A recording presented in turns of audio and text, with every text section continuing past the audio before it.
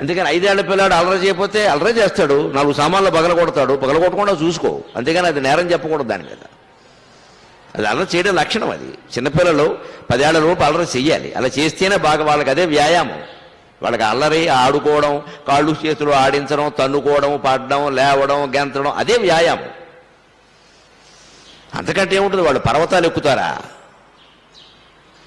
మంచిది. పిల్లలకు అల్లరి చేయడం లక్షణం లాగా కోతులకి అల్లరి చేయడం లక్షణం. ఒక చోట ఉండవు. కోతి మనస్సు చాలా చంచలం, మనిషి మనస్సు కంటే చంచలం. మనస్సు చంచలం అనే విషయాన్ని ఎలా తెలుస్తుందంటే, జీవశాస్త్రం ప్రకారం ఏ జీవి ఊపిరి ఎక్కువసార్లు తీసుకుంటుందో దాని మనస్సు బాగా చంచలం అని లెక్క.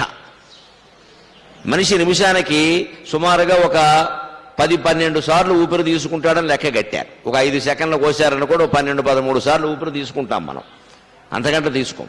కానీ దీనికే మన మనస్సు ఎంత చంచలిస్తుందో తెలుసు. కోతి నిమిషానికి 32 సార్లు ఊపిరి తీసుకుంటుంది.